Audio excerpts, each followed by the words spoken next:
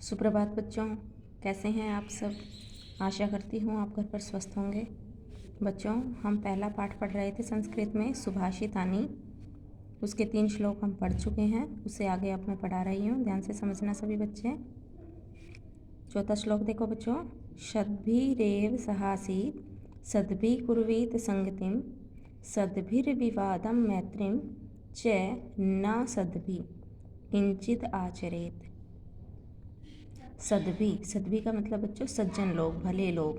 ठीक है। एव, यहाँ सद्भि और एव शब्द 2 मिले हुए हैं।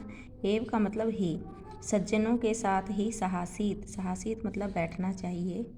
सद्भि कुर्वीत संगतिम, सज्जन लोगों के साथ ही संगति करनी चाहिए।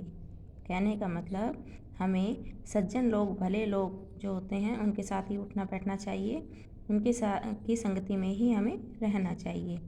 सद्भिर्विवादम, अगर हमें किसी प्रकार का विवाद भी करना है तो हमें सज्जन लोगों के साथ ही करना चाहिए। मैत्रीम, मित्रता करनी है, वो भी सज्जन लोगों के साथ करनी चाहिए। च का मतलब बच्चों और। कहने का अर्थ है कि हमें सज्जनों के साथ ही विवाद करना चाहिए और सज्जनों के साथ ही मैत्री करनी चाहिए, अर्थात मित्रता करनी चाहिए। न सद्भि, न असद्भि, यहाँ देखो न असद्भि, इस तरह से बना हुआ है बच्चों ये। किंचित आचरेत, न मतलब नहीं, असद्भि असज्जन लोग, यहाँ था सद्भि, यहाँ पर है बच्चों असद्भि।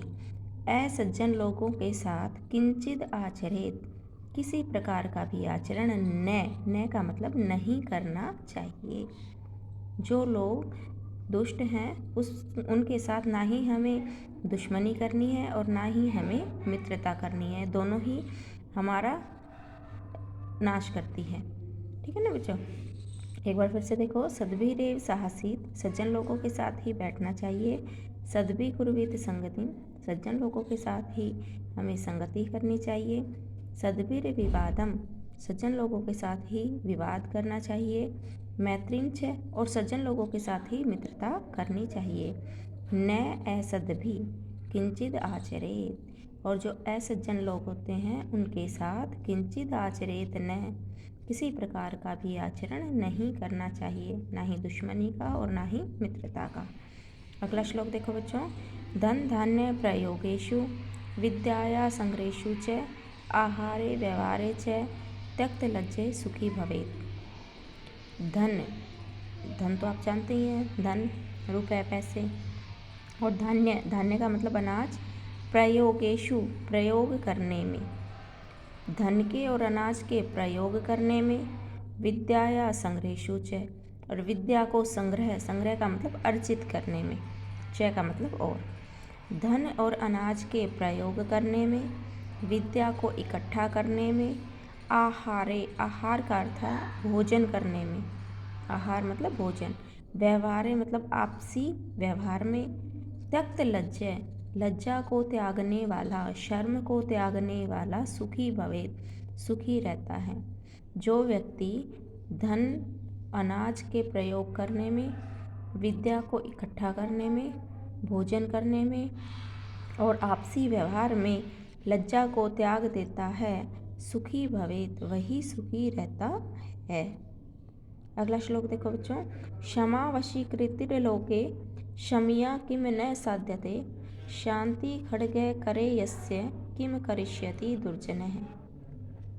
क्षमा वशीकृतिर्लोके, यहाँ पर क्षमा का महत्व बताया है कि किसी व्यक्ति में अगर क्षमा करने का गुण है तो वह पूरे संसार को जीत सकता है।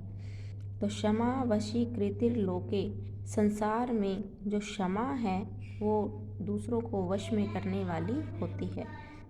क्षम्या किम न साध्यते, क्षमा से ऐसा कौन सा कार्य है जो पूरा नहीं हो सकता है, अर्थात क्षमा करने से सभी कार्य बन सकते हैं। शांति खड्गे करे यस्य, शांति रूपी तलवार, करे का अर्थ है बच्चों हाथ में। यस्य मतलब जिसके, जिसके हाथ में शांति रूपी तलवार है। किम करिष्यति दुर्जनः है, उसका दुष्ट व्यक्ति भी क्या बिगाड़ सकता है। अर्थात जिस व्यक्ति में क्षमा का गुण है, जो क्षमा करना जानता है, तो दुष्ट से दुष्ट व्यक्ति भी उसका कुछ नहीं बिगाड़ सकता है। एक बार फिर से देखो, क्षमा वशीकृतिर्लोके क्षमया किम न साध्यते। क्षमा संसार में, लोके मतलब संसार में, वशीकृति वश में करने वाली होती है। क्षमया किम न साध्यते, क्षमा से क्या कार्य सिद्ध नहीं हो सकता या पूरा नहीं हो सकता। शांति खड्ग करे यस्य, शांति रूपी तलवार जिसके हाथ में होती है, किम करिष्यति दुर्जन है, दुष्ट व्यक्ति भी उसका क्या बिगाड़ सकता है, अर्थात कुछ भी नहीं बिगाड़ सकता। तो बच्चों, ये 3 श्लोक हम पहले पढ़ चुके थे, पहला, दूसरा, तीसरा। चौथा, पांचवा, छठा हमने अभी पढ़ा है। आशा करती हूँ आपको समझ आ गया होगा। यदि फिर भी किसी बच्चे को कोई दिक्कत है, प्रॉब्लम है, तो मुझसे पूछ सकता है। Thank you.